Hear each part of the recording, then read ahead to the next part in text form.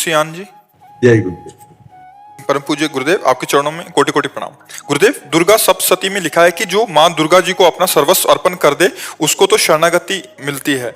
माँ ने जितनी समझ, जितनी सामर्थ्य, जितनी शक्ति दी, मैंने अपना सर्वस्व अर्पण कर दिया। महाराज जी, कुछ तो कारण है कि इतना होने पर भी पूर्ण शरणागति नहीं हो रही। कृपया मेरे मन की इस दुविधा को। अभी आपने समर्पण किया, आपको याद है इसलिए आपने समर्पण नहीं किया। ये अहम स्मृति है ना, अहंकार विमूढ़ आत्मा करता हमिति मन्यते, मैंने ऐसा किया, क्या समर्पण किया? कुछ नहीं। आपको याद कहाँ है? जब आपको याद ना हो इस बात का कि मेरा कुछ है तो माँ का है, तो आपका क्या बनना है? फिर आप भी तो माँ के हैं, तो आप भी माँ स्वरूप ही हो जाएंगे।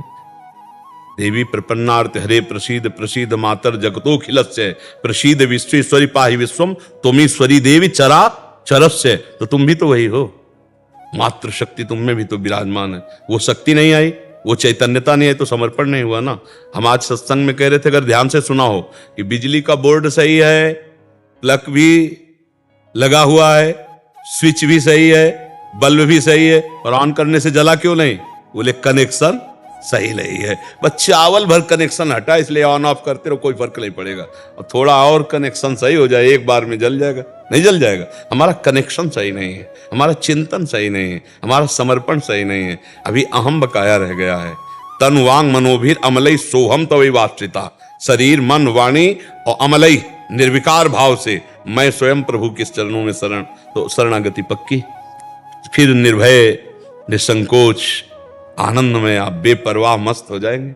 वही, चाहे माँ को चाहे पिता को, वही हैं, वही है पिता।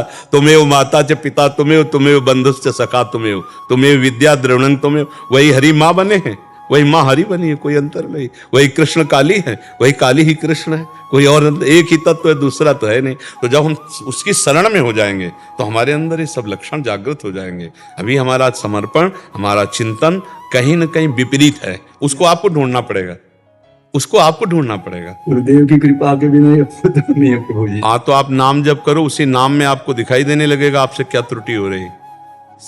हाँ, आप नाम जप करो, जो आपको प्रिय लग रहा हो, जो आप जप रहे हो, और एकाकार जपो। जैसे मान लो माँ, हम कह रहे हैं मान लो माँ, तो हमारे सामने माँ लिखा है, और माँ, और उसी के बीच में आ जाएगी जो गलती आपकी है, जो आपकी त्रुटि है, वो साधक के सामने आ जाती कि बार बार जलन होगा और ये होगा, ये गलती है कैसे छूटे, बस जान लेना वो गलती आ जाएगी। पूरा का पूरा अंतःकरण की छानबीन भजन के समय होती है। जब हम एकाग्रता पूर्वक भजन करते तो हमारी सबसे ज्यादा जितनी गंदगी होती जो, वही सामने आती, वही हमारे सामने आने लगे। एकदम ऐसा ही होता, क्योंकि अपने लोग चल रहे हैं, अपने लोग कोई प्रवचन थोड़ी कर रहे हैं, उसी मार्ग में चल रहे हैं, तो उसको देखा है, और उसी कमियों को हम क्रमशः दूर करते हैं। धीरे धीरे एक एक बात पकड़ी, आज ये छोड़ा, फिर ये छोड़ा, फिर ये छोड़ा, और धीरे धीरे निरपेक्ष होते चले जा रहे हैं। नया संस्कार न बनने पावे, पुराने संस्कार निकल रहे हैं, और भजन हमारा एक तार चलेगा, तब ये पकड़ आएगी। ऐसे मनोरंजन वाला भजन नहीं काम करता है, इसमें काम करता है एक तार भजन। तन्मयता पूर्वक देख भी रहे हैं, वही सुन रहे हैं, वही हम अंदर से जप रहे हैं।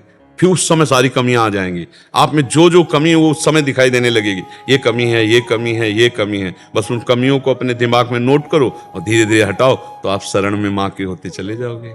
हाँ, कुपुत्रो जायते कुचिदपि कुमाता न भवति। उन्होंने तो प्यार ही किया है।